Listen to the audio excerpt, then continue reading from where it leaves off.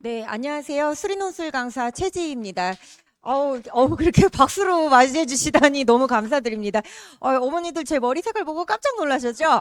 예, 보통 이렇게 좀 많이 놀라시더라고요. 왜냐면 수리논술 강사라고 하면은 보통 이제 좀 나이가 좀 지긋하신 이제 요런 분들을 좀 많이 떠올리실 텐데, 예, 머리 색깔 보고 일단 좀 많이 놀라셨을 겁니다. 그나마 지금은 좀 낫습니다. 원래는 이쪽 부분이 핫핑크 색깔이었기 때문에 많이 좀 놀라셨는데요. 자, 제가 오늘 이 설명회 진행하기 전에 앞서서요. 일단 어머님들께서 수리논술 제 설명회를 어느 정도 좀 들어보셨는지를 제가 좀 여쭤봐야지 설명의 방향을 좀 잡을 수가 있을 것 같아요. 오늘 제 수리논술 설명회 말고요. 전에 한번 들어본 적이 있으셨다 손 들어 보시겠어요? 지금 거의 없으셔서 그러면 또 제가 정말 중요한 부분들을 수리논술 초보 어머니를 위한 설명회를 좀 진행을 해야 될 것 같습니다. 자, 먼저 이렇게 급하게 좀 제가 수리논술 설명회를 잡았어요. 그럼에도 불구하고 이렇게 좀 많은 분들이 와주셔서 너무 감사한데요. 왜 급하게 수리논술 설명회를 잡았는지를 좀 말씀을 드릴게요. 사실 이제 5월부터 확통 진도가 좀 시작이 되었습니다. 근데 이제 대부분의 친구들이요, 내신으로 이제 확통을 뭐 본 친구도 있고 안 본 친구도 있는데, 확통은 그냥 내신으로 받든 안 받든 시작하는 게 다 똑같다고 생각을 해주시면 되십니다. 근데 5월부터 확통 진도가 저희가 3, 4월에 기하 진도가 지금 나간 상황이고요. 그리고 5월부터 확통 개념과 이제 뭐 앞에서 했던 뭐 기하 그리고 수원 수투 뭐 수상하 이런 것들을 이제 지금 다 섞여서 나가고 있는 상황이라고 생각하시면 되시는데, 개념 강의 아예 처음부터 같이 시작하고 있는 상황에서 아이들이 좀 이 확통에 대한 부담감이 좀 있는 상황이어서요. 이 확통 개념 수업이 시작되었는데 분당 같은 경우에는 제가 그 전에 설명회를 최근에 진행을 하지 않았어서 지금 다른 반들 같은 경우에는 분당이 지금 가장 인원이 적습니다. 분당의 인원이 지금 20명 정도 남짓인데요. 지금 다른 반 같은 경우에는 5월 시작반에 조금 아이들이 많이 들어왔어요. 그게 이제 확통이다 보니까 여기서부터 좀 개념을 제대로 좀 들어야지 좀 수리논술에 대한 대비가 가능해서 지금 가장 인원이 많은 반이 중계동인데요. 중계동 같은 경우에는 지금 70명, 그리고 이제 다른 반들 같은 경우에는 한 3, 40명 정도 인원대인데 분당이 지금 한 20명대 정도라고 생각을 해주시면 되십니다. 근데요, 그러면은 지금 어머님들께서 수리논술에 관한 어떤 정보나 어떤 식으로 좀 합격을 해야 되는지 이런 이해가 좀 많이 부족하신 상황일 것 같아서, 그러면 제가 먼저 요것부터 좀 설명을 드리고 싶어요. 수리논술로 아이들이 합격을 하지 못하는 가장 큰 원인에 대해서 먼저 좀 말씀을 드리고요. 그러면 요것을 어떻게 우리가 좀 극복을 해볼 수가 있는지, 그리고 저희 반 같은 경우에는 사실 합격생이 굉장히 높은 비율로 나오는 반인데요. 작년 이제 합격생이 논술로만 195건이 합격이 되었고요. 이제 요게 논술로만 사실 195건이 합격이 된 거고요. 또 이대 약대 같은 경우에는 정원이 5명인데 그중에 두 명이 저희 정규반에서 이제 합격을 했습니다. 논술로. 그래서 그러면 어떻게 이런 실적이 또 나올 수가 있는 건지 그거를 조금 말씀을 드리려고 합니다. 자, 먼저 첫 번째로요. 제가 오늘 좀 드릴 말씀이 많아요. 오늘 제가 조금 추가적으로 준비한 내용에는요. 제가 이제 올해 이제 시대인재 기숙 재종 학원이 여기서도 좀 멀지 않죠. 이제 개강을 했었는데 이제 그 친구들과 같이 좀 수업을 하면서 느꼈던 점도 좀 추가적으로 말씀을 해드리려고 좀 준비를 해가지고 와서요. 조금 말을 좀 빨리 하도록 할게요. 자, 일단 논술로 너무 많은 친구들이 내 주변에서 보면은 뭐 다 떨어졌다는 얘기밖에 안 들리고, 우리 학교 선생님도 뭐 그닥 추천하지 않으시는 것 같은데, 그럼 저 반에서는 왜 저렇게 많이 갈 수 있는가? 일단 가장 많이 떨어지는 이유는요. 애들이 논술을 못해서가 아닙니다. 최저를 못 맞춰서 제일 많이 떨어져요. 자, 어느 정도로 최저를 못 맞추는지 요거를 좀 설명을 드리도록 할게요. 자, 일단 가장 일반적으로요. 공대 아니 자연계 요런 학교부터 좀 설명을 드리도록 할게요. 자, 일단 최저가 공대 혹은 일반 자연계 중에 제일 높은 학교는 고려대학교죠. 4합 8등급인데요. 근데 고려대학교는 이제 작년에 수리논술이 부활을 했기 때문에 아직 작년에 최저 충족률에 대해서 언급해 준 바가 없습니다. 그래서 지금 고려대학교 다음으로 최저가 이제 높은 학교 같은 경우에는 중앙대학교 그리고 성균관대학교 요렇게 두 가지 학교를 들어보실 수가 있을 것 같아요. 여기가 이제 최저가 3합 6등급입니다. 자, 최저 충족률을 좀 알아보도록 할게요. 3합 6등급이면 이제 2등급 3개 정도 나와주면 되는 거죠. 보통 성대나 중앙대의 일반적인 과 경쟁률은요, 60대 1에서부터 출발을 합니다. 자, 요게 이제 처음에 지원했을 때 경쟁률이에요. 그럼 이게 좀 말이 안 되는 경쟁률처럼 보이거든요. 그런데 최저를 충족하고 난 다음에 경쟁률을 보시면은요, 15대 1까지 떨어집니다. 이게 무슨 말이냐면은요, 그럼 60명 중에 45명이 최저를 못 맞춘다는 얘기예요. 즉, 75%의 학생들이 최저를 못 맞춘다는 겁니다. 우리가 그 논술 원서를 지원을 하는 게요. 9월 모평 보고 나서 약 일주일 뒤에 지원을 하거든요. 그럼 이제 이 친구는 6월 달 평가원의 정확한 등급도 알고 있고 9월은 아직 가등급이기는 하지만 알고 있는 상태에서 지원을 하는 건데 그럼 내가 수능에서 좀 최저를 맞출 수 있을 만한 학교에 지원을 해주는 게 상식적이잖아요. 근데 이제 보통 자기 상황이 되면은요. 자꾸 행복 회로를 돌리게 됩니다. 사람들이. 그래서 6, 9월에는 못 맞췄지만 7월에는 맞췄거든요. 4월에는 맞췄거든요. 왠지 수능에서는 할 수 있을 것 같아요. 지금부터 열심히 할게요. 라는 이유들로요. 이런 말도 안 되는 결과들이 벌어지고 있어요. 자, 그러면요. 이 학교를 조금 더 내려보도록 할게요. 이제 이하 5등급인 학교들로 좀 내려가 보도록 하겠습니다. 이하 5등급인 학교는 너무 많아서 제가 다 읊어드릴 수는 없고요. 대표적인 학교로 경희대라든지 건대, 뭐 동국대, 이대 이제 요런 학교들이 이하 5등급인데요. 보통 지원할 때 얘네들은 60대 1 정도에서 지원을 하고 보통 요 학교들이 학교마다 조금 다르기는 하는데 보통은 이제 30대 1 정도의 경쟁률에서 좀 지원을 많이 해주는 편이에요. 그래서 이하 5등급이면 하나가 2등급 나오고 하나가 3등급 나오면 되는 거니까 이 정도 최저는 사실 누구나 맞출 수 있을 것 같다는 생각이 들거든요.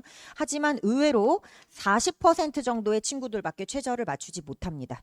이게 지금 현실이에요. 자, 그러면은요. 여기보다 최저가 높은 학교의 경우에는 어떻게 했다고 좀 생각을 하세요? 조금 이따가 이제 의대랑 약대에 대해서도 말씀을 드릴 건데요. 너무 좀 충격적이실 겁니다. 자, 그러면은요. 고려대학교 한번 예측을 좀 해볼게요. 우리가 지금 고려대학교에서 발표해준 결과가 없기 때문에 고려대학교의 정확한 최저 충족률은 알지 못하지만 요거를 좀 예측해 볼 수 있는 사례가 있어요. 그게 뭐냐면 바로 중앙대학교의 옛날 최저 충족률을 비교를 해보시면 됩니다. 중앙대학교에요. 지금은 3합 6등급인데 옛날에 최저가 3합 5등급이었어요. 그럼 이제 어느 정도 고려대학교 최저랑 좀 비슷하죠. 4합 8등급이나 3합 5등급이나. 이때 중앙대학교의 최저 충족률은요. 30대 1에서 출발해서 보통 8대 1까지 떨어지고는 했습니다. 예, 그러니까 요 대략적으로 한 70% 정도의 학생들이 최저를 못 맞춘 상황이었다고 생각을 해주시면 되세요. 그래서 일단 일반적인 자연계나 공대만 보더라도 이렇게 되고요. 그럼 이제 뭐 연대라든지 한양대라든지 시립대라든지 이렇게 최저가 이제 그 최저가 없는 학교의 경우에는요. 처음 보신 경쟁률이 그대로 간다고 생각하시면 되세요. 연대에서 처음 본 경쟁률이 60대 1이었다. 그러면 실제로도 60대 1의 경쟁률에서 시험을 보시게 되고요. 이제 가끔 이런 질문을 하시는 분들이 계시죠. 아니, 애가 예를 들어서 한양대 같은 경우에 수능 이후에 시험을 치니까 얘가 수능을 너무 잘 봐버린 경우에는 이제 시험을 안 치러 오는 경우도 있을 수 있지 않느냐. 지극히 적은 비율입니다. 예, 그래서 그것은 별로 신경을 쓰지 않으시는 게 맞아요. 예, 그리고 이제 조금 올라가서 의대를 좀 들어가 보도록 할게요. 자, 의대 중에 최저가 가장 높은 학교는 중앙대학교입니다. 여기가 이제 4합 5등급이에요. 자, 그러면 4합 5등급이라는 얘기는요. 전부 다 1등급 나오는데 하나 정도만 2등급으로 삐끗하는 것을 이제 허용을 해주겠다는 얘기죠. 이것도 이제 사실 너무 해마다 경쟁률이 조금 다르긴 한데요. 평균적인 경쟁률로 좀 보도록 할게요. 보통 300대 1에서 출발을 해서요.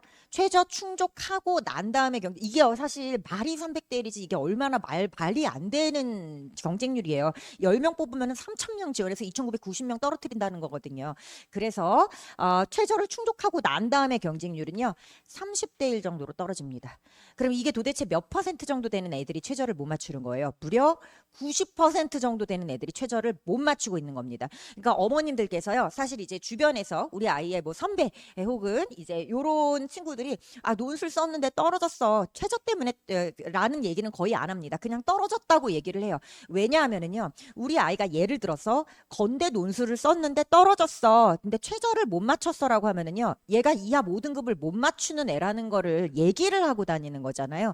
근데 사실 이거 굉장히 얘기하기 조금 창피하거든요. 이하 5등급을 못 맞췄다는 얘기를 하기가 조금 창피하죠. 그래서 보통은 원래 논술은 다 떨어지는 거랬어. 그래서 우리 애도 잘 안 됐어. 인데 사실 어머님들께서 보시는 건대를 논술로 썼는데 떨어졌다 하는 애들 중에서의 한 몇 퍼센트 정도죠? 그러면 한 60% 정도 혹은 그 이상 그런 비율은 사실 최저를 못 맞춰서 떨어진 아이일 가능성이 크다. 그리고 중앙대학교 의대 썼는데 떨어졌어. 90% 이상 최저 못 맞춘 친구들입니다.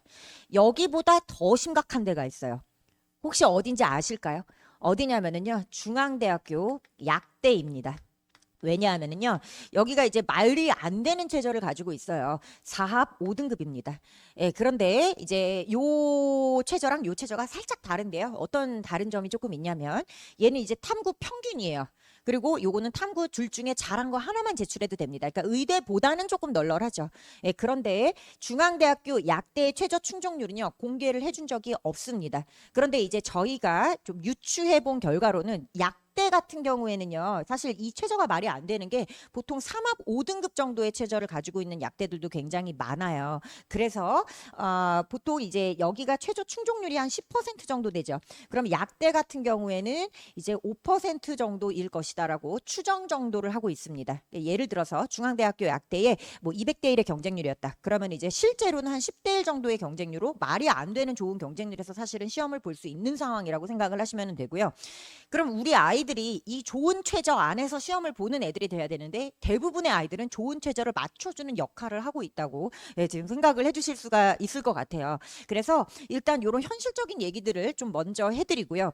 그래서 제가 이제 9월 달에 저희 정규반 친구들 같은 경우에는 제가 논술에 대해서는 원서를 이제 학교랑 과를 제가 전부 다 써드리거든요. 그때 제가 제일 많이 하는 말이요. 6, 9월에 최저 못 맞췄으니까 이 학교는 쓰지 말자입니다. 제가 이 얘기를 수업 시간에도 애들 귀에 딱지가 않도록 계속 하고 있어요. 6, 9월에 최저 맞춘 학교만 써야 된다. 그러면 이제 애들이 상담하러 와서 저를 설득하기 시작을 합니다. 6, 9월에는 못 맞췄지만 수능에는 맞출 수 있어요. 근거가 없어요.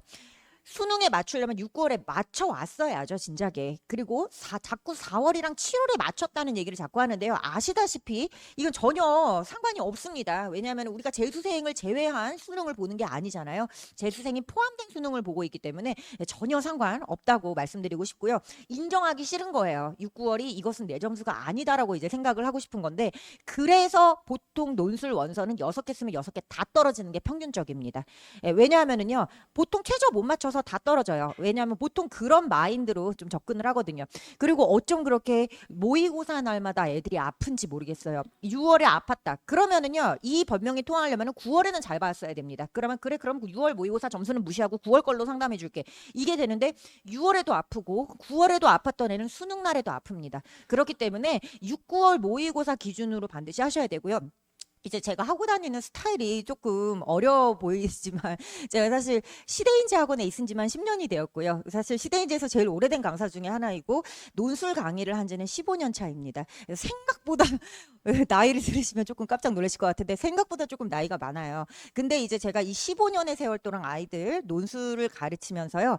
6, 9월에 못 맞췄는데 수능에 가서 최저를 맞춰오는 친구들은 제가 기억을 할 수 있을 정도로 손에 꼽습니다. 제가 이제까지 15년 동안 6천 명이 넘는 아이들을 상담을 했거든요. 왜냐하면은요, 뭐 코로나 때 아이들이 조금 적을 수도 있고 또 어떤 코로나 전에는 아이들이 굉장히 많은 해도 있었고 이제 평균적으로 보면 제가 1년에 정규반 친구들이 한 400명 정도 됩니다. 그럼 이제 400명 곱하기 15를 해보시면 6천 명이라는 결론이 나오게 되죠. 그래서 6천 명 정도를 이제 상담을 해보면서 보면은요, 6, 9월에 못 맞췄는데 수능에 가서 맞춰오는 아이들은 사실 진짜 많이 없고요.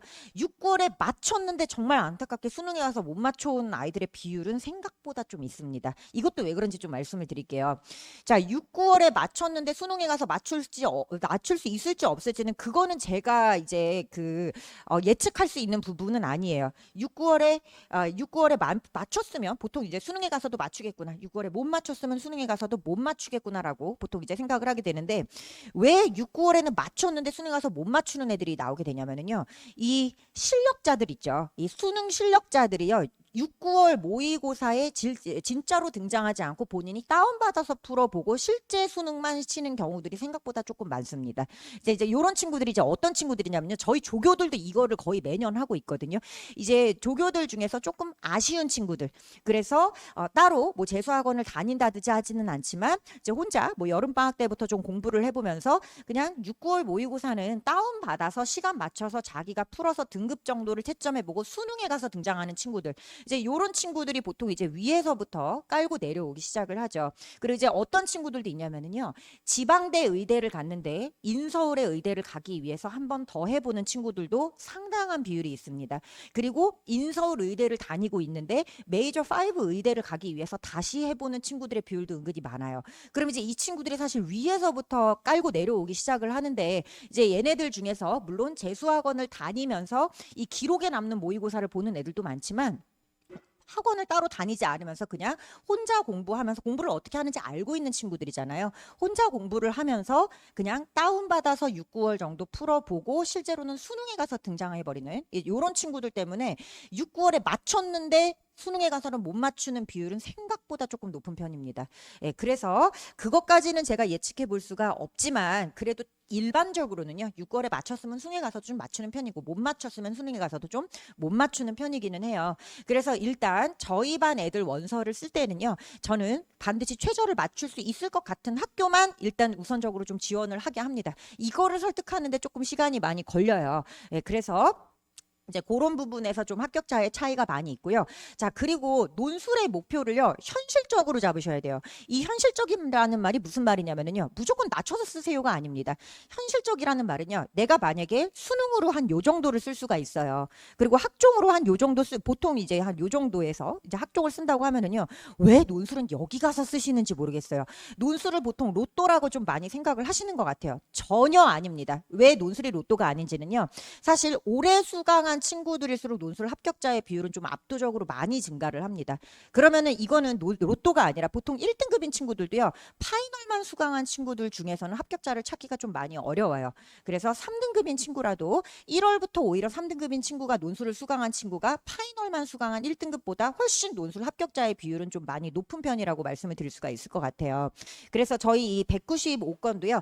사실 대부분 1, 2, 3월에 출발한 친구들 가운데서 이 대부분의 비율이 나오게 되었고 파이널 합격자의 비율은 파이널만 듣고 합격한 합격자의 비율은요. 차마 말씀드릴 수가 없습니다. 예, 그래서 이 정규반에서 대부분의 합격자가 나오기 때문에 이 논술은 절대 로또가 아니라 교육으로 학습되는 시스템이다라고 말씀을 드릴 수가 있을 것 같고요. 제가 15년째 지금 논술을 가르치고는 있지만 그래서 저는요. 이 논술이 너무 사교육의 영향을 좀 많이 받는 시험이라고 생각을 합니다. 왜냐하면 학교에서 논술이라는 시간이 따로 마련이 되어 있지 않은데 이렇게 사교육에서 따로 논술이라는 거를 배워서 합격률이 확 올라갈 수가 있다면 이거는 너무 좀 사교육에 좌지우지되는 시장이라고 저는 좀 생각을 하고요. 그래서 이 논술 원서는 어떻게 쓰셔야 되냐면 정시보다 잘 가고 다른 수시 전형 뭐 학종이라든지 이런 거보다 잘 가게만 쓰셔야지 내가 예를 들어서 정시는 뭐 경희대 건대를 왔다 갔다 하고 있는데 논술은 의대가 아니면 안 돼요. 이런 친구들의 비율이 어마어마하게 많습니다. 정말 말도 안 되게 많고요. 특히 이제 제가 시대인재 기숙에서 제가 담당하는 학생들이 한 300명 정도 되거든요. 근데 이제 요 친구들을 제가 다 조사를 해봤어요. 어느 정도 학교를 가고 싶은지 이제 전부 다 메디컬로 써냈습니다. 전부 다. 그러면 이제 제가 담당하는 학생들이 300명이고 기숙에 지금 있는 학생들이 총 1200명 정도가 되는데 다른 반 상황도 마찬가지겠죠.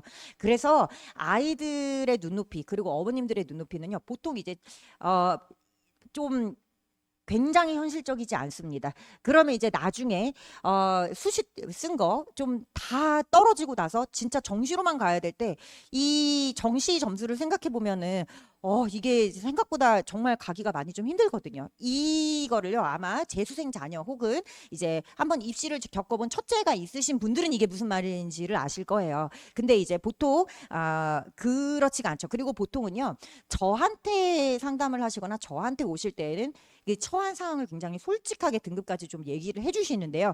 이 어머님들 집단에 있거나 또 아이들 집단에 있을 때는 보통 정확하게 얘기를 하지 않고 조금 높게 좀 부풀려서 많이들 말씀을 하시기 때문에 그게 평균인 줄 알고 계시는 분들이 상당히 많습니다. 생각보다 그렇지 않아요. 그래서 제가 항상 어머님들께 보여드리는데요.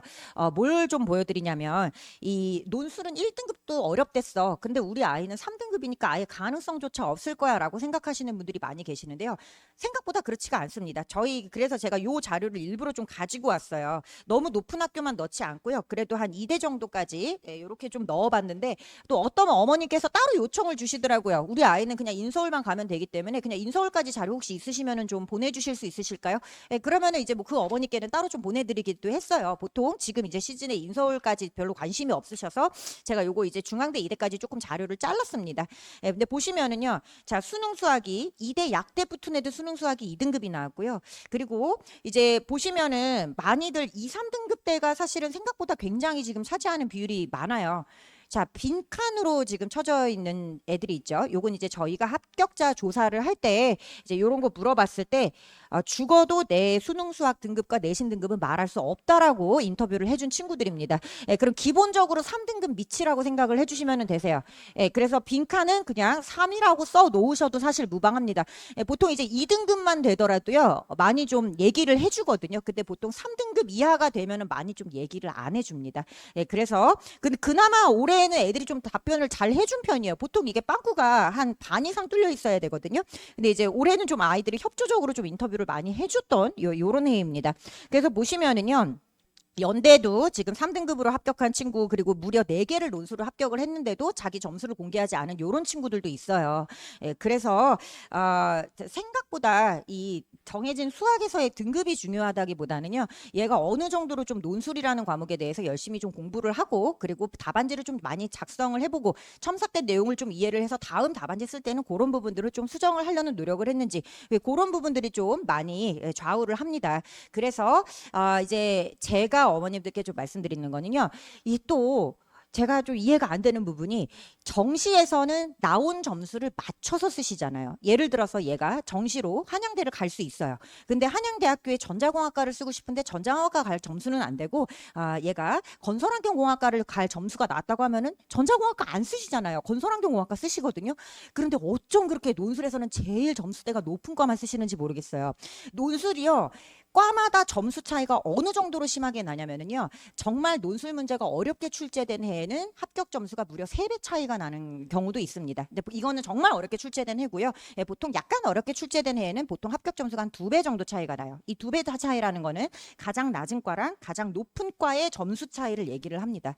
예, 그래서요, 예를 들어서 지금은 한양대학교가 옛날처럼 문제를 좀 어렵게 출제하고 있지 않아서 성균관대학교를 예로 좀 들어볼게요. 성균관대학교가 문제가 상당히 어렵게 출제되는 학교이고요. 뭐 연대도 마찬가지고요. 보통 제일 낮은 과라고 하면은 이제 성균관대학교에서는 자연계열, 여기는 이제 계열로 뽑습니다. 학부로 뽑고요. 여기를 좀 예로 들고, 연대 같은 경우에는 대기과학과, 천문우주, 이제 요런 데가 지구시스템, 이제 요런 데가 가장 낮은 점수로 들어가는데요.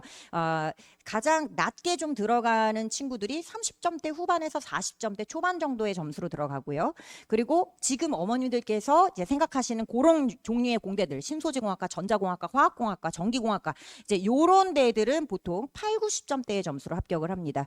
예, 그래서 보통 이렇게 가장 낮은 과 그리고 가장 높은 과의 점수 차이가 2배 정도가 나기 때문에 좀 이 원서를 진짜 잘 쓰셔야 돼요. 우리 아이가 예를 들어서 한양대학교 논술시험에서 한 70점 정도를 받을 수 있는 친구다. 그러면 이제 요 정도의 실력으로 합격을 할 수 있을 만한 과들 중에서 내 마음에 드는 과를 지원을 해야 되는데, 다 같이 다이아몬드 세븐을 지원을 해야 되고 미래자동차를 지원을 해야 되고, 지금 이렇게 되니까 사실 잘 못 맞추십니다. 이 원서가요, 엉망진창이에요. 그래서 제가 너무 힘들지만 이 제가 담당하는 아이들의 원서는 제가 전부 다 논술에 대해서는 써드리고 있습니다.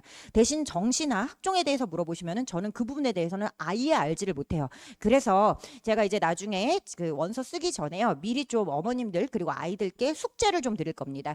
정시로 6, 9월 정도 점수를 맞았을 때 어느 정도 학교가 소신 적정 안정선인지, 그리고 학종에서는 어느 정도 학교의 이름을 받아왔는지, 그리고 이제 그 정보들을 참조를 해서 그거보다 논술을 좀 높게 써주면 되는 거지, 여기는 정시나 학종은 여기에서 쓰고 있는데 논술은 여기다가 쓰고 이러니까 논술에서 사실 다 떨어지는 거거든요. 제가 무조건 낮추라는 게 아니에요. 그냥 정시나 학종보다 잘 갈 수 있는 수준의 논술 원서를 써보자. 그러면 합격률을 상당히 높여줄 수가 있습니다. 근데 최저가 없으니까 한양대랑 연대는 무조건 써야 되고, 또 과가 중요하니까 신소재를 써야 되고, 이렇게 쓰니까 사실 우르르 다 떨어진다고 생각을 해주시면 되세요. 예, 그래서 그런 말씀을 좀 드리고 싶었고요. 사실 이게 제가 상담을 저 정도로 이제 보통 데리고 있는 정규반 아이들이 많은 선생님의 경우에는 보통 개인적으로 이렇게 원서를 써주시지는 않으시거든요.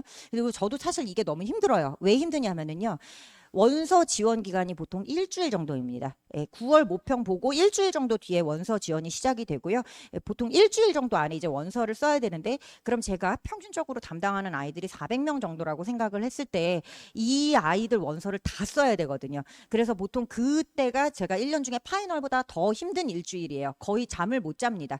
근데 이제 그때는요, 아이들과는 대면 상담을 하는데 어머님들과는 카톡으로 상담을 진행을 합니다. 그거는 왜 그러냐면요, 어머님들과 함께 대면 상담이나 전화 상담을 진행했을 경우에 이 원서가 집중이 돼야 되는데, 우리 애가 중학교 때 얼마나 수학을 잘했는지부터 저한테 설명을 해주시기 때문에, 얘가 과학고등학교를 준비를 했었고 그래서 어디까지 공부를 했었고 경시대회에서, 그게 중요한 게 아니거든요. 얘가 수업 시간에 쌓아온 이제까지 보여준 논술 쓰는 실력으로, 그리고 6, 9월에 이제 봐온 등급으로 어느 정도를 우리가 쓰면은 좋은지를 제가 좀 안내드리고 정해드리는 시간이어야 되는데, 거기서 이제 이 아이의 일대기를 듣고 있어야 돼요. 제가 어머니랑 전화 통화가 되면은요. 그래서 아이들 같은 경우에 일단 저한테 그런 얘기를 하지도 않지만, 만약에 조금 이상한 소리를 하려고 한다 그러면은 제 선에서 좀 자를 수가 있습니다. 우리 지금 그게 중요한 게 아니라 이거부터 해야 돼라고 제가 자를 수가 있지만, 제가 어머님들께는 차마 그렇게 하지 못하거든요. 그래서 이제 어머님들과는 어떤 식으로 카톡이 진행이 될 거냐면은, 아이들과 대면 상담을 통해서 이제 보여드릴게요. 이제 요거 나중에 이제 직접 엑셀 파일로 좀 받으실 건데요. 먼저 이제 요런 식으로 아이들과 함께 상담을 좀 진행을 할 거예요. 내가 받은 논술 점수, 그리고 내가 6, 9월에 맞아온 점수, 그리고 이제까지 내가 받은 논술 점수, 그리고 내가 하고 가고 싶은 학교랑 과, 요런 것들. 그래서 제가 이렇게 좀 평가를 내려드리고, 그리고 이제 실제 작성된 거를 좀 봐주실게요. 실제로 이제 작성이 되었던 거는 요게 이제 작년에 했던 거 제가 조금 찍어 놓은 거였는데, 요게 이제 실제 기록된 상담 기록지예요. 그래서 보시면 뭐 요 친구 같은 경우에는 연세대학교를 가고 싶다. 근데 뭐 화학과 수학과를 가고 싶어요라고 했는데, 너의 논술 실력을 봤을 때 연세대학교를 쓰는 거는 맞지만 수학과는 여기는 쓰지 말자. 그리고 화학과는 요거는 조금 세모이기는 하지만 이거는 안 쓰는 편을 좀 권유를 드렸고, 그다음에 내가 너한테 추천하는 곳은 사회환경 시스템 정도를 연대에서는 좀 썼으면 좋겠다. 요런 식으로 해서 각 학교랑 그리고 과마다, 그리고 만약에 이 친구가 미처 생각해보지 못한 학교가 있으면 지금 너가 서강대학교는 좀 생각해보지 않았는데 서강대학교도 한번 좀 생각을 해보도록 해라. 이런 식으로 잡아드리기도 하고, 카톨릭대학교 약대를 쓰고 싶다고 했는데 이거는 아예 좀 빼는 게 나을 것 같다. 이런 식으로 해서 원서 수정이 들어가고요. 네, 그러면은 요것만 하면 될 텐데 왜 어머님들과 상담이 들어가냐면은, 이제 제가 요런 식으로 좀 드릴 거예요. 예를 들면 사회환경 시스템 같은 낮은 과 리스트들 중에서 한번 잡아보자 라는 평가가 들어갔을 때, 이제 입시 자료를 굉장히 좀 두껍게 드릴 건데, 거기에 각 학교별로 각 과에서 몇 명 뽑는지와 이 과가 낮은 과인지를 다 음영 처리해서 좀 표현을 해드렸어요. 그럼 이제 어머니께서는 아이와 이제 상담을 해보셨을 때 조금 또 고민이 되실 수가 있겠죠. 아니, 사회환경 시스템에 애가 별로 가고 싶어하지 않는데, 그럼 이제 요 입시 자료를 보니까 대기과학과가 요것도 지금 낮은 과로 표시가 되어 있는데 여기를 지원해 보는 것은 어떨까 하는 의문이 드셨을 때, 그 의문을 저한테 카톡으로 질문을 하시면 됩니다. 그래서 아이의 상담한 결과 이런 식으로 사진 찍어서 보내주시고, 이런 상담을 했습니다 하고 요거 찍어서 보내주시면, 제가 이제 요거 보면 이제 이 학생과 어떤 상담을 했는지가 기억이 난단 말이에요. 그럼 이제 이런 상황에서 선생님이 사회환경 시스템을 추천을 해주셨었는데 대기과학과는 어떻게 생각하세요? 그럼 제가 어머니께 괜찮을 것 같아요. 아니면은 또 뭐 건축학과를 좀 생각을 해봤는데 요거는 어떻게 생각하세요? 그거는 조금 소신으로 보여서 그거는 제가 말씀드릴 수 있는 부분이 아닌 것 같다. 소신처럼 보이니까 조금 적정으로 지원하고 싶으시면 사회환경을 좀 생각을 해보시고, 한번 도전해 보실 생각이라면 건축학과. 근데 또 만약에 신소재를 써왔어요. 그러면 어머니 저는 그거는 반대입니다 라고 이렇게 좀 솔직하게 말씀을 드리면서, 요게 이제 계속 좀 핑퐁이 왔다 갔다 하면서 원서를 아주 예쁘게 만들어 볼 거예요. 그러니까 요거는 이제 사실 아이와 상담한 결과고요. 요 결과를 보시면서 어머니들께서 이제 제가 요거 읽는 방법도 나중에 네이버 카페에다가 다 좀 써드릴 거예요. 별표라고 되어 있는 거는 문제는 뭐 학교는 지원해도 좋다. 그리고 X라고 되어 있는 거는 이과는 지원하지 마셔라. 세모라고 되어 있는 거는 소신, 동그라미라고 되어 있는 거는 여기는 지원하셔도 괜찮을 것 같다. 이런 식으로 다 설명을 해드릴 거거든요. 그거 잘 읽어보시고 저랑 같이 원서를 좀 예쁘게 만들어 보는 작업이 필요합니다. 그래서 사실 저희 반의 합격률이 저는 높은 거라고 생각을 해요. 일단 첫 번째 이유는요. 그 굉장히 논술에는 허수가 많이 발생을 하거든요. 이것만 보셔도 얼마나 세상에 허수가 지금 최저도 못 맞추는 애들 무려 90%가 최저를 못 맞추고 있는 애들이 지원을 하고 있는 거기 때문에 허수가 너무 발생을 많이 하는데 우리 아이들은 일단 그 허수에는 포함되지 않도록 하는 원서를 좀 같이 작성을 해보실 거고요. 그리고 이제 두 번째로 조금 이 논술 정규반에서 좀 합격자가 많이 나오는 이유는요. 논술 문제는 수능처럼 완전한 창작은 아닙니다. 이게 무슨 말이냐면요. 수능 문제 같은 경우에 좀 어려운 문제들 있죠. 뭐 22번, 29번, 30번 이런 문제들은요. 아예 좀 처음 보는 좀 듣도 보도 못한 문제를 창작을 해서 요거를 내야 되죠. 그래서 오죽하면 이 우리나라에서 제일 수학을 잘하시는 분들을 한 달 동안 이 강원도에 콘도에다가 가둬놓고 수능 문제를 뽑아내는 게 현재 우리나라 수능 그 기출 방법이잖아요.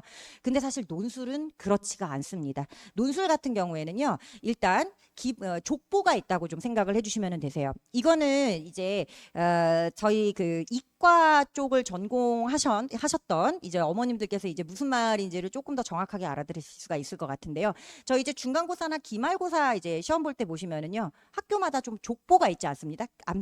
근데 이거는 학교마다가 아니라 사실 그 과의 그 과목마다 좀 족보가 있는 거죠. 중간고사에는 보통 이런 문제들이 많이 출제가 되고 그럼 이제 그 족보에서 숫자마저 똑같이 출제가 될 때도 있고요. 아니면 숫자만 좀 바꿔서 출제가 될 때도 있고 이런 식으로 이제 대학교 교수님들이 중간고사, 기말고사 출제를 하시는데요. 그게 논술에서도 상당히 유사하다고 생각을 해주시면 되세요. 근데 이게 학교별로도 아니고요. 전 학교를 통틀어서 굉장히 이 문제가 많이 비슷비슷한 문제들이 출제가 되고 있습니다. 그래서 이제 작년 이화여대 같은 경우에 제가 파이널 강의 보통 이제 이대가 일요일 날 시험을 보니까 월화수목금토를 파이널을 치는데요. 이 월화수목금토에 매일 시험을 보면서 가거든요. 모의고사 6개 치고 이제 일요일 날 시험을 보러 가게 되는데 이대가 문제를 총 크게 3문제를 출제를 해요. 그 3문제 중에 똑같이 문제 2개가 그 모의고사에서 출제가 되었습니다.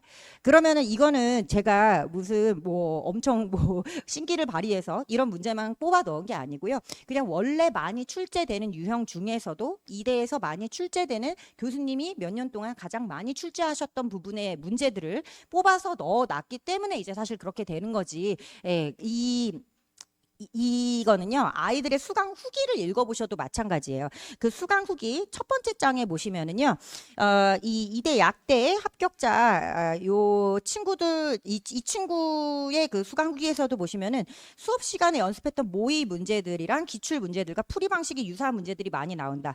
그리고 그 밑에 연세대 사회환경 시스템에 고 합격한 친구 같은 경우들도 보시면은요. 그 밑에 그 연대 천문우주학과 합격한 친구도 보시면은 다양한 문제를 풀면 풀수록 수업에서 알려준 빈출 수리논술 주제들이 학교를 막론하고 자주 나온다는 것을 느낄 수가 있었다. 지금 이런 수강 후기들이 보여지고 있단 말이에요. 그래서 이제 사실 논술 문제는요 좀 맨날 나오는 문제가 좀 나오는 편이라고 생각을 해주시면 되세요. 그리고 조금 현실적으로 왜 이렇게 할 수밖에 없는지에 대해서 조금 말씀을 드리자면은요 이 수학에서 어려운 모의고사나 수능 문제 있죠. 요런 22번, 29번, 30번 요런 문제들 같은 경우에는요. 엄청나게 비싼 가격으로 팔리고 있습니다. 보통 요즘에는 문제 한 문제만 팔지는 않고요. 모의고사 한 세트로 4점짜리 한 세트 이런 식으로 팔리게 되는데 적으면 몇백만 원에서 좀 비싸면 몇천만 원까지 이 문제가 가격이 매겨지게 됩니다. 왜냐하면 창작이기 때문에 굉장히 좀 이 문제 내는 사람들도 굉장히 좀 고통스러워요. 근데 논술을 출제하는 수학과 교수님의 입장에서 한번 생각을 해보시겠어요? 내가 어쩌다가 수학을 전공해서 수학과 교수가 되었는데 우리 학교 논술 문제를 지금 출제를 해야 되는 상황이에요. 그러면 이 논술 문제라는 거는 사실 수능에서 29번, 30번보다도 훨씬 더 깊고 어렵게 한 문제를 깊게 파고 들어가야 되는 건데 이거를 100% 창작으로 출제한다는 거는 사실 이 교수님의 정말 모든 것을 끌어내야지 가능한 일이라고 생각을 하시면 되시거든요. 그래서 보통 많이 출제되는 이 어느 정도로 이 문제의 역사가 거슬러 올라가면은요, 이 수능 이전에 학력고사, 본고사가 있지 않았습니까? 그 본고사도 사실은 마찬가지인데요. 거기서부터 좀 유명했던 문제들까지 많이 출제가 됩니다. 그리고 특히 과학고등학교를 좀 준비를 했던 친구들 같은 경우에는 과학고등학교 준비하면서 뭐 경시대회라든지 이런 거 공부하면서 나왔던 그런 내용들 중에서도 너무 많은 문제들이 출제가 되고 있어요. 그래서 더 정규반에서 합격자가 높은 이유가요. 이제 요런 친구들이 이제 매주 같이 논술 수업을 하면서 풀어보는 문제들이 계속 쌓이게 된다는 얘기죠. 그래서 아무래도 한 번 더 이 정규반에서 풀어봤던 문제가 진짜 비슷하게 출제가 되네. 심지어 숫자를 못 바꾸는 경우도 굉장히 많아요. 왜냐하면은 어떤 문제가 좀 단순할 경우에는 숫자만 바꿔서 문제를 출제할 수도 있겠지만 이 복잡한 수학 문제의 경우에는 숫자를 바꾸면 문제 자체가 완전히 어그러져서 아예 출제를 못 해버리는 경우가 생기게 되거든요. 그래서 아예 숫자까지 똑같이 출제된 문제만요. 제가 기억하는 것만 한 5번 출제된 문제도 있어요. 예, 보통 이제 가장 대표적인 문제가 이제 0에서부터 1까지 이제 요거 이제 한번 부분적분으로 해보는 문제인데요. 이 문제가 사실 전 세계적으로 또 엄청 유명한 문제고요. 제가 기억하는 것만 최소 5번 이상 출제가 됐고요. 가장 오래전에 출제된 논술로 제가 기억하고 있는 거는 2010학년도에 고려대학교 논술이 죽었다가 다시 부활했죠. 죽지 않았을 때 거기에서부터 시작해서 2015학년도에 중앙대학교, 2022학년도에 한양대학교, 또 이화여자대학교, 또 다시 그 다음에 또 한양대학교에서 이런 문제들이 계속해서 좀 출제가 되고 있습니다. 그러면 이런 문제 하나만 있을까요? 아니고요. 너무 많은 문제들이 사실 계속 지속적으로 좀 출제가 되고 있어요.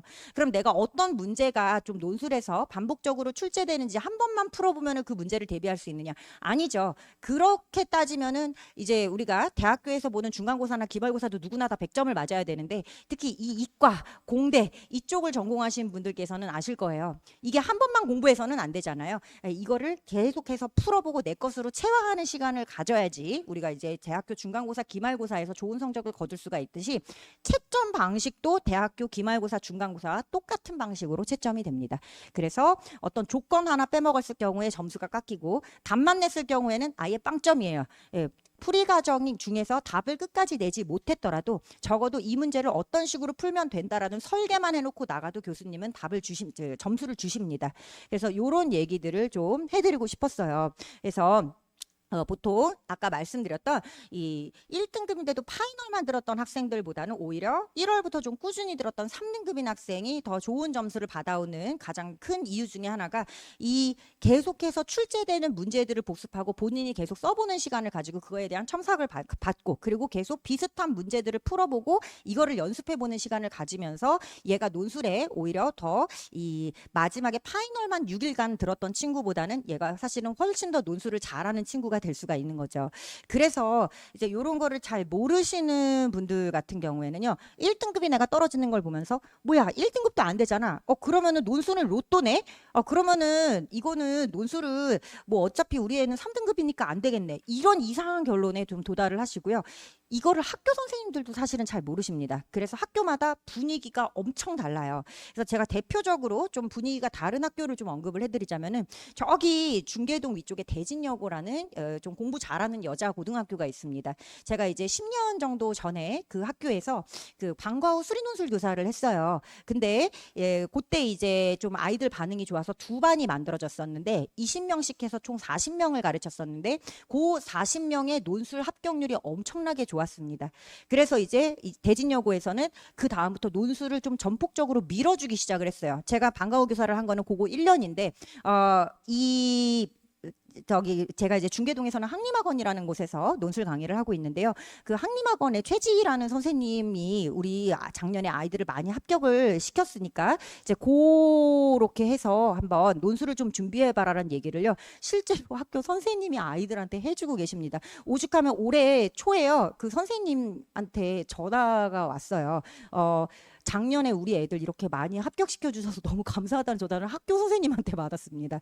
그런데 그러니까 같은 동네에 있는데 이 선덕고등학교라는 학교가 있습니다. 이 학교도 공부 엄청 잘하는 학교거든요. 근데 이 학교 같은 경우에는 일단 야자를 빼주지 않고 학원을 잘 보내지 않고 이제 논술을 합격시킨 사례가 별로 없는 학교였기 때문에 이제 그 논술은 지원하지 말라는 분위기가 전체적으로 굉장히 크게 형성되어 있었어요. 그래서 저도 몇 년 동안 거의 선덕고등학교 학생들의 수강자는 거의 없었습니다. 근데 이제 작년에 이제 제가 중계동에서 주말에 수업을 하게 되면서 야자를 빠질 수 없었던 이 선덕고등학교 친구들이 주말에 와서 좀 수업을 듣는 친구들이 좀 있었어요. 그리고 얘네들의 논술 합격 결과가 엄청 좋았습니다. 그래서 그런지 올해 이 선덕고등학교 애들은 원래 논술을 좀 많이 안 듣는 학교로 좀 많이 유명했었는데 올해 중계동의 수강자들의 비율을 보면은요, 선덕고등학교 아이들이 좀 많은 비율로 들어와 있어요. 그러니까 이게요, 학교의 분위기에 따라서 너무 다릅니다. 그래서 학교 분위기에 따라서, 그리고 선생님들도 잘 모르세요. 내가 있는 학교, 특히 사립 같은 경우에는 본인이 계신 학교의 분위기밖에 잘 모르시기 때문에 이 학교 분위기에 너무 휩쓸리지 마시고 이 전체적으로 아이들이 어떻게 공부하는지를 좀 보셔야 된다는 말씀을 드리고 싶었어요. 그리고 이제 제가 올해 이 기숙 아이들 좀 같이 수업해 나가면서 좀 느낀 게 뭐가 있었냐면은요. 얘는 사실 기숙이면은 논술 수업을 듣는 게 너무 이득이잖아요. 왜냐하면은 단과처럼 수강료가 따로 발생하지 않거든요. 그냥 기본 수업에 포함이 되어 있어요. 그러면 이제 논술 수업을 어차피 단과랑 비슷한 수업을 기숙에서도 당연히 해줄 수밖에 없는데, 뭐 기숙이라고 해서 다른 논술 문제가 출제되는 게 아니다 보니까 비슷하게 수업을 해줄 수밖에 없거든요. 그러면 얘네들이 일주일에 100분 있는 이 논술 수업 시간을 잘 들어주는 게 얘네들한테도 좋은 일인데, 의외로 막 기숙 아이들 중에서 한 3분의 2 정도밖에 논술 수업을 듣지 않습니다. 그래서 보면은요, 이 아이들이 자기가 논술로 가능성이 없을 거라고 단정을 지어 버리고 그냥 나는 수능만 하겠다라고 선언을 한 친구들이 되게 많아요. 근데 이게 너무 안타까운 게요, 충분히 가능성이 있는 친구임에도 불구하고 사실 논술을 아예 처음부터 포기해버리는 친구들도 되게 많아요. 근데 제가 볼 때는 이거는 약간의 회피의 문제도 조금 있는 것 같다는 생각이 들어요. 왜냐하면은 내가 정시에만 집중할 수 있으면 내가 신경 써야 될 거는 온리 정시 하나밖에 없는데, 논술을 준비를 해야 된다고 생각하면은 내가 챙겨야 될 게 하나 더 늘게 되면서 사실은 하기 싫은 거의 가능성이 굉장히 높습니다. 단과 같은 경우랑 완전히 좀 얘기가 다르거든요. 단과는 일단 좀 수강료가 발생을 하니까 이것에 대한 부담감도 상당히 있을 건데, 사실 그렇지 않잖아요. 기숙은 들으면 본인한테 이득이 되는 수업임에도 불구하고 충분히 합격을 할 수 있을 정도의 수학 실력을 가진 아이가 지레 포기하고 안 해버리는 경우도 엄청나게 많습니다. 그래서 이제 저는 사실 올해 제가 재종반 애들을 좀 수업을 하면서 그런 부분들이 더 안타까웠고요. 그래서 오히려 좀 이 수능 같은 경우에는 누구나 다 대비하는 시험이거든요. 근데 논술은 충분히 할 수 있음에도 불구하고 아예 시작을 안 해버리는 친구들도 굉장히 많아서요. 오히려 남아서 끝까지 논술을 열심히 하는 친구들이 더 잘 갈 수 있는 기회가 되는 게 아닌가, 이런 말씀을 좀 드리고 싶었어요. 그래서 이제 대표적으로 제가 이제 단과가 아니라 재종에서도 좀 같은 모의고사를 실시를 해서 우리 재학생들이랑 조금 비교를 해보는 편인데요. 이 기숙에서 맨 처음에 추리논술을 아예 처음 해보는 지방에서 이제 올라와서 기숙 생활을 하고 있는 친구였는데, 이 친구가 너무 좀 자신감이 없고 굉장히 좀 못하는 상황에서 처음에 찾아왔었는데, 거의 제가 일주일에 2번 이 기숙을 나갔는데요, 거의 매일 찾아옵니다. 제가 나가는 날마다 질문거리를 이만큼을 들고 찾아와요. 그러면은 이제 이 친구가 질문의 수준이 조금씩 높아지기 시작을 하더라고요. 이 친구 처음에 저한테 2월에 질문하러 온 수준이랑 그다음에 점점 시간이 지나가면서 5월에 질문하러 온 수준이 완전히 달라요. 그리고 이 친구 저희 이제 재종에서 1, 2차 모의고사를 실시를 했었는데 1차 모의고사에서 9등을 하고 2차 모의고사에서 1등을 했습니다. 그래서 너 정도로 열심히 하는 애는 내가 좀 잘 될 줄 알았다, 이러고 이제 좀 많이 용기를 불어넣어 줬는데요. 이 친구는 본인이 2차 모의고사에서 1등을 할 줄 몰랐대요. 왜냐하면은 이 친구가 받은 점수가 75점이었기 때문이에요. 그래서 제가 어머님들께 말씀드리는 게, 항상 이 수능이랑 비교를 하시니까 수능은 100점 맞자고 보는 시험이잖아요. 근데 논술은 그렇지 않거든요. 상대평가입니다. 그래서 문제가 너무 어렵게 출제될 때에는 정말 75점이라는 점수로도 1등을 충분히 할 수가 있는데 보통은 이제 우리 아이가 논술에서 30점을 받아왔다. 그런데 이게 30점이라는 점수가 말이 되는 점수인가? 어떻게 이 점수로 논술이라는 것을 시도를 해볼 수가 있을까라고 생각을 하신단 말이에요. 그래서 제가 어떤 자료까지 같이 드리냐면은요. 이 시기에 같은 시험을 본 선배들의 시험 점수를 같이 드립니다. 이 선배들이 몇 점 정도의 점수로 어느 학교를 갔는지를요. 학교 한 20개 정도로 정리해서 드려요. 의대는 요 시험 점수에서 최저 한 75점에서 최대 98점까지를 맞았었고 그 다음에 연대 같은 경우에는 요 시험에서 50점에서 75점 정도의 점수를 맞았었고 요 자료를 학교별로 다 드리거든요. 그런데도 또 저한테 같은 질문을 하시는 분들이 굉장히 많습니다. 우리 아이가 이번에 이 논술 모의고사에서 50점을 선생님 거에서 맞아왔는데 얘가 가능성이 있을까요? 근데 보면은 연대 합격한 애가 최저 점수로는 막 30점 이렇게 박혀 있는 그런 모의고사에서 이제 어머니 믿으실 수가 없는 거죠. 우리 아이가 항상 수능급이 1등급이 나왔던 친구였는데 이 50점이라는 점수가 이게 말이 되나? 근데 보시면은 그 시험지로 똑같은 시험을 비슷한 시기에 본 선배가 30점 맞았던 선배도 끝내 연대를 합격한 이런 사례들이 굉장히 많거든요. 그래서 그 사례들과 비교해서 이 논술 점수를 보셔야지. 제가 논술 시험을요. 절대 쉽게 드릴 수가 없어요. 왜냐하면은 수능은 100점 맞자고 보는 시험이에요. 솔직히 저는 개인적으로 수능에서 2점짜리랑 3점짜리 문제를 다 없애버려야 된다고 생각하는 사람인데 그거는 실수를 보는 시험이잖아요. 그러면 이 친구는 내가 만약에 뒤에서 너무 어려운 29번, 30번 이런 문제를 정말 잘 풀어서 맞았더라도 앞에서 3점짜리 몇 개 실수하면은 그냥 다 똑같아지는 상황이기 때문에 저는 오히려 2점짜리, 3점짜리 문제가 나오는 게 조금 불공평하다고 생각하는 사람이거든요.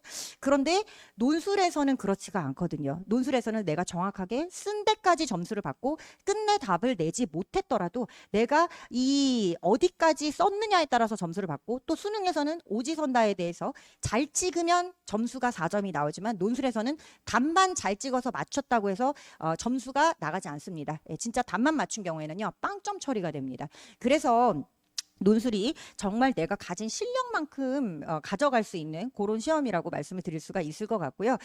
논술에서 제가 아이들한테 좀 쉬운 문제들로 이제 모의고사를 봐서 애들의 좀 마음을 행복하게 해주지 못하는 이유는요. 제가 얘네들의 실력을 정확하게 좀 파악을 해야 돼요. 예, 당장 모의고사 저희 반에서 시행하는 걸로 아이들의 기분이 좋은 모의고사를 보게 되면은 당장은 기분이 좋을지언정 제가 얘의 수준을 정확하게 알 수가 없습니다. 얘가 연대를 가서 뭐 합격을 해올 수가 있는 앤지 아니면 한양대를 좀 지원을 해도 되는 앤지. 근데 이제 문제를 어렵게 내야지 얘가 어려운 문제에서 어느 정도를 버텨 나가는 친구인지를 알기 때문에 그러면 얘는 만약에 연대를 쓴다면 과연 어느 정도 과까지 좀 써볼 수가 있는지 한양대학교는 어느 정도 과까지 써볼 수 있는지 요렇게 되기 때문에 일단 기본적으로 아주 기본적인 문제는 출제가 안 된다고 생각을 하시면 되세요. 적어도 제 모의고사에서는요. 그래서 점수가 아이들이 너무 난생 태어나서 처음 받아보는 수학 점수를 받게 되어서 이제 그런 부분에서 좀 걱정을 많이 하시는데 다 상대평가이고요. 제가 아이들을 좀 더 정확하게 평가하기 위한 도구라고 생각을 해주시면 될 것 같아요. 네. 그리고 이제 저희 첨삭에 대해서도 좀 말씀드릴게요. 저희 첨삭 강사는 정규반 강사의 경우에 대학생 알바를 쓰지 않고 전부 현직 수학 강사들이 지금 수학 첨삭을 하고 있습니다. 저보다 더 가방끈이 긴 저희 후배들로 좀 이루어져 있는데요. 저보다 가방끈이 길다는 얘기는 저는 학부까지 졸업을 했는데 저희 첨삭 강사를 하고 있는 후배들 같은 경우에는 이제 대학원까지. 근데 그 대학원의 종류가 수학과인 친구도 있지만 경희대 치의전에서 이제 이 치과 의사가 되기 위한 교육을 받다가 나는 치과 의사는 좀 아닌 것 같아 하고 때려치고 나와서 지금 대치동에서 수학 강사를 하고 있는 후배도 있고요. 그래서 저희 정규반 첨삭을 들어가는 요 첨삭 선생님 같은 경우에는 절대 대학생 알바를 쓰지 않고 전부 이렇게 현직의 수학 강사를 대치동에서 하고 계신 분들로 구성이 되어 있습니다. 그래서 이제 첨삭 같은 경우에는 이런 식으로 이제 제가 예제로 하나 좀 넣어 드렸는데요. 이런 식으로 이제 첨삭이 진행이 되고요. 그리고 이제 요것도 하나 좀 그냥 보시면 좋을 것 같아요. 이거 중앙대학교에서 이제 공개해 줬던 자료인데요. 잠시만요. 예, 여기 있네요. 의대 같은 경우에 217대 1에서 마지막에 이제 실질 경쟁률 보시면은 30대 1 정도까지 이렇게 떨어졌었는데요. 그리고 이제 어떤 친구들도 또 논술에서 추가 합격률 물어보는 친구도 있더라고요. 이거는요, 그냥 기대를 안 하셔야 됩니다. 논술에서는요. 일단 추가 합격 자체를 아예 안 뽑는 학교들도 되게 많고요. 뭐 추가 합격률이 막 23%, 37%니까 굉장히 높아 보이는데 뽑는 인원 자체가 너무 적기 때문에 일단 추가 합격이라는 거에 대한 기대는 좀 버리시는 게 나아요. 그리고 추가 합격이라고 해서 이만큼 쓴 애랑 이만큼 쓴 애랑 이만큼 쓴 애가 비교가 되어서 뽑히는 게 아니라요. 어차피 비슷하게 쓴 애들입니다. 그 중에서 뭐 한 줄 더 쓰고 한 줄 덜 쓰고 요런 친구들이라서요. 사실 추가 합격이 된 친구들도 원래 최초 합격한 친구들이랑 거의 이 답안지의 차이는 거의 없다고 보시면 되세요. 그래서 그렇게 좀 말씀드리고 싶었고요. 요런 자료가 나가게 될 거예요. 어떤 뭐 2월 같은 경우에 봉투 모의고사를 봤을 때 이제 의대 같은 경우에는 이 같은 시즌에 같은 시험지로 이 시험을 친 선배들이 최저 75점에서 93점까지 합격을 했었고 상당히 좀 고른 분포였다. 그리고 연세대 같은 경우에는 28점에서 68점까지의 점수를 얻어줄 수가 있었는데 30점대를 맞은 친구들이 궁극적으로는 좀 연대에 낮은 과를 갔었고 그리고 60점대가 공대에 좋은 과를 갔었으니까 그럼 어느 정도 조금 판단이 좀 되시겠죠. 그럼 우리 아이가 만약에 이 논술 시험에서 40점 정도를 맞았다. 그러면은 연대 낮은 과에서 공대 좀 낮은 과까지 공대 낮은 과는 조금 소신이 될 수 있겠고 그리고 연대 낮은 과 같은 경우에는 좀 어느 정도 괜찮은 지원이 될 수가 있겠구나. 요렇게 좀 생각을 해보실 수가 있는 거예요. 그래서 보시면 아이들 점수 진짜 처참합니다, 어머니. 아이들 뭐 거의 한 번 시험 보면은요 빵점짜리 시험지가 거의 속출한다고 생각을 해주시면 되세요. 그러면 나중에 인서울 지원하고 요런 애들은 어떻게 해요? 그런 애들은요 만약에 이 논술 모의고사로 제가 판단이 힘들 경우에 평소에 저희 쓰고 첨삭됐던 답안지 있죠. 그거를 싹 가져오라고 할 거예요. 거기를 어떻게 썼는지 보고 평가를 해줄 겁니다. 그래서 사실 이런 작업들이 들어가기 때문에 제가 9월이 정말 너무 두려운 달이에요. 요런 작업들 아이들마다 전부 다 해줘야 돼서요. 그리고 이제 요거는 저희가 이제 수업 한 번 하면은 나가는 문자입니다. 그래서 요렇게 두 파트로 이제 보통 A4 용지 한 2장 정도의 문자가 나가게 되는데요. 요거는 이제 우리가 어떤 진도를 나갔는지 요거는 이제 사실 애들 보라고 나가는 문자예요. 이제 아이들 중에서 특히 조금 열심히 공부를 하려고 하는 의지가 있는 친구들은 이제 복습을 어떤 식으로 해야 되냐를 저한테 좀 와서 물어보는데요. 이제 그 친구들한테 내가 문자로 정리해 놓은 내용을 보면서 한 개씩 체크리스트를 만들어 줬으니까 한 개씩 체크하면서 복습을 하면 된다. 그리고 이제 요 부분은 어머님께서 보시는 내용입니다. 공지사항 우리 아이 오늘 쪽지 시험 점수 몇 점이었고 그리고 숙제 달성도가 몇 점이었고 그리고 이제 뭐 어떤 뭐 내용들이 조금 그 주에 따라서 좀 공지가 되는지 요런 것들을 이제 어머니들 보시는 거 그리고 요거는 복습해야 되는 아이들 보는 거. 그리고 이제 또 현실적으로 이제 궁금한 질문들이 이제 그런 것이죠. 일주일에 공부 시간은 어느 정도로 잡아야 되느냐인데요. 이제 일반적으로 아주 초창기부터 들었던 친구들 있죠. 1월부터 들었던 친구들 같은 경우에는요. 저는 솔직히 이렇게 말씀드리고 싶지 않지만 솔직히 수업만 들었던 친구들도 좀 합격률이 높기는 합니다. 왜냐하면 저는 논술 강사니까 논술 공부를 좀 열심히 해줬으면 하는 게 제 소망인데 사실 아이들이 현실적으로 공부를 어느 정도 했니라고 물어보면은 1월부터 들었던 친구들 같은 경우에는요 그냥 학원 왔다 갔다 하면 그냥 숙제 정도 했어요라고 하는 애들도 사실 많은 친구들이 좀 합격을 해오고요. 이제 조금 뒤로 갈수록 조금 공부를 많이 하는 친구들이 좀 합격이 됩니다. 그래서 만약에 5월에 아이들을 보낸다라고 생각을 하시면은요 제가 좀 추천드리는 공부 시간은 수업 시간 외에 일주일에 3시간 정도를 추천을 드려요. 그러면 이제 보통이 이게 합격한 아이들 저희가 인터뷰할 때 다 물어보거든요. 일주일에 공부 몇 시간 했는지 그리고 논술 수업 언제부터 듣기 시작했는지 이제 이런 것들 다 물어보는데요.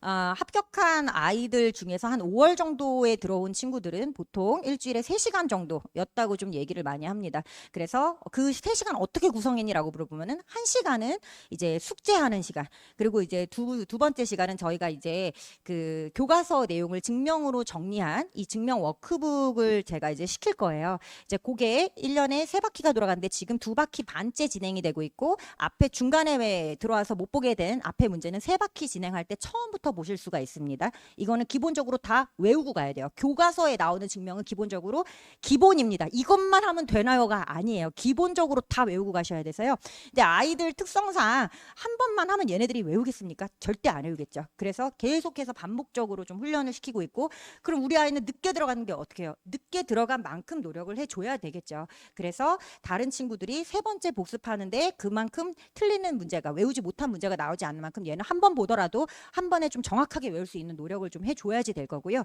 그래서 그거 이제 외워오는 시간이 1시간 정도, 그리고 이제 1시간은 제가 수업 시간에 하는 내용들이요, 보통 저렇구나 하고 고개를 끄덕거리면서 아이들이 들어간 내용이지 본인 걸로 체화하는 시간은 없었단 말이에요. 그래서 내 것으로 좀 수업 시간에 들었던 것 중에서 요거는 좀 복습 안 해도 될 만한 쉬운 내용이었고, 요거는 좀 다시 해봐야겠다 싶은 내용이 있었을 때 그런 거를 좀 해보는 노력이 필요할 것 같습니다.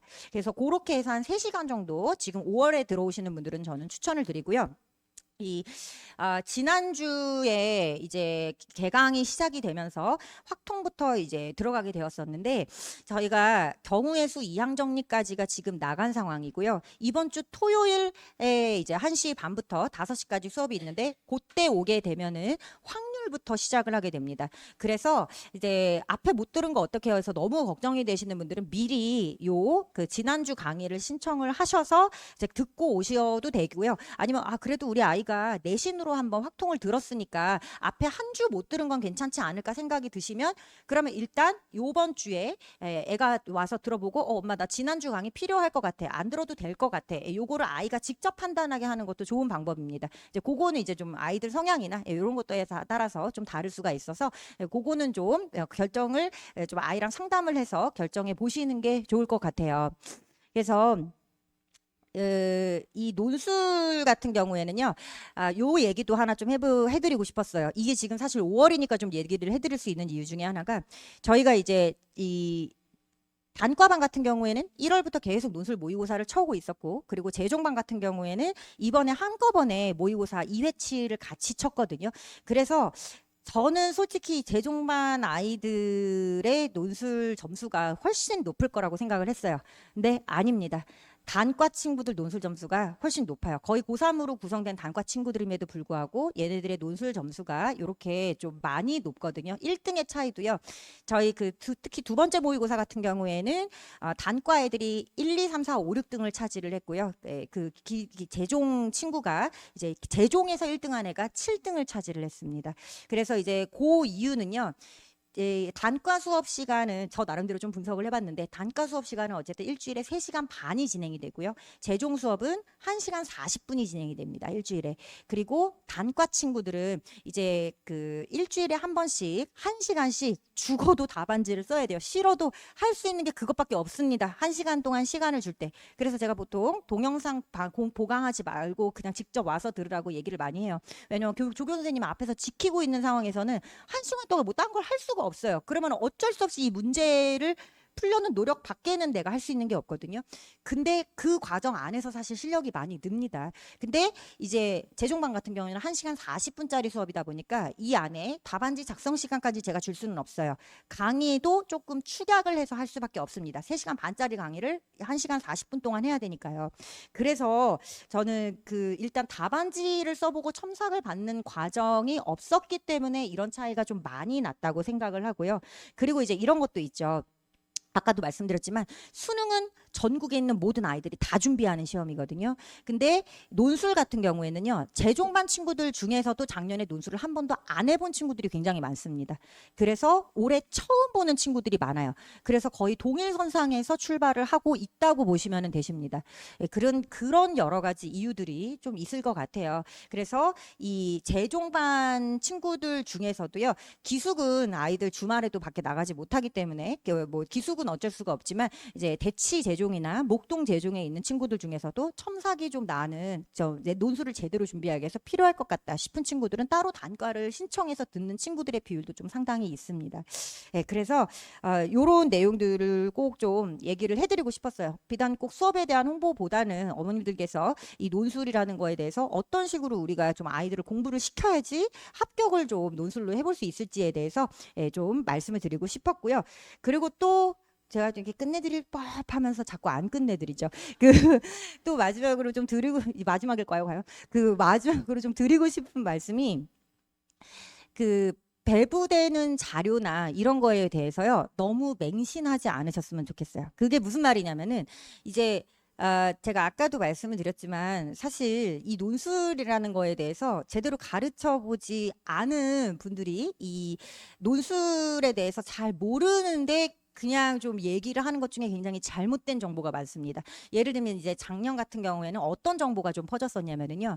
연대는 사탐 런을 한 친구들이 지원을 못한다더라는 그 얘기를 무려 어떤 학교의 학교 선생님이 단톡방에다가 공지를 해주셨어요. 근데 상식적으로 생각해봐도 너무 이상하잖아요. 연대는 심지어 수능을 안 봐도 지원이 가능한 학교인데 어떻게 사탐 런을 했다는 이유로 지원을 막아버릴 수가 있겠어요. 근데 연대에 있는 입학처 홈페이지를요. 요게 이제 학생이 본인 이제 담임 선생님이 이렇게 공지를 해주셨다고. 그래서 자기는 연대를 지원을 하고 싶은데 자기 어떡하냐고 해서 입학처 홈페이지를 샅샅이 뒤져봤는데 그런 내용이 정확하게 명시된 구절이 없었습니다. 그럼 이제 남은 건 하나밖에 없죠. 입학처에 직접 전화해서 물어보는 거. 그래서 근데 문제는요. 이 원서 쓰는 철에 입학처와 통화를 하기는 거의 이제 빅뱅 콘서트 예매하는 거나 다를 바가 없어요. 그래서 저희 조교들과 함께 저희 핸드폰 7대를 두고 계속 전화를 하기 시작을 했습니다. 근데 정말 다행인 게요. 혹시 팁이 될지 모르니까 알아두세요. 연대 입학처는 점심시간을 엄청 칼같이 지키는 편이어서요.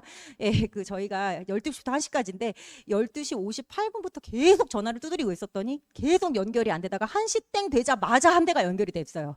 그래서 이게 좀 팁이 될 수 있었으면 좋겠습니다. 그래서 이제 여쭤봤죠. 그랬더니 전혀 그런 게 없다라는 답변을 받았고요. 입학처는 굉장히 불친절하게 어머님들께서 알고 싶은 정보를 잘 얘기해 줄 거예요. 왜냐면은 맨날 듣는 질문이 다 똑같기 때문에 친절하지 않지만 아주 정확하게 얘기해 줄 겁니다. 우리가 믿을 거는 사실 입학처밖에 없어요. 그래서 이렇게 시중에서 나오는 자료들도 마찬가지예요. 보통 학교의 입학처의 자료를 총합을 해서 사람의 힘으로 그 자료를 만드는 거기 때문에 어디에서 오류가 발생했을지 몰라요. 그래서 우리 아이가 최종적으로 지원한 학교들을 정해 놓으신 상황에서는 그 입학처 홈페이지에 좀 들어가셔서 한 번씩 좀 스스로 더블 체크를 해보시는 것을 권유를 드립니다. 물론 저희한테서도 자료가 나갈 거고요. 다행히 저희도 이제 조교들 통해서 더블 체크, 트리플 체크를 하는데도 불구하고 간혹 오류가 있을 때가 있는데 다행히 이제 최근 몇 년 동안은 오류가 없었어요. 그래도 이게 다 사람이 정리하는 거여서요. 혹시 모르니까 우리 아이가 지원하는 학교에 대해서는 원서 그 마감일이 언제인지 이것도 마감일 잘못 인쇄된 그 정보 보고 마감일 헷갈려서 지원 못한 친구들도요 심심치 않게 나옵니다. 그래서 본인이 직접 확인해 보시는 것을 좀 권유를 드려요. 그리고 이 논술에 대해서는요 만약에 학종이나 뭐 정시, 교과 이런 거에 대해서는 저는 사실 아는 바가 많이 없지만 논술에 대해서는 저에게 언제든지 질문하셔도 상관이 없습니다.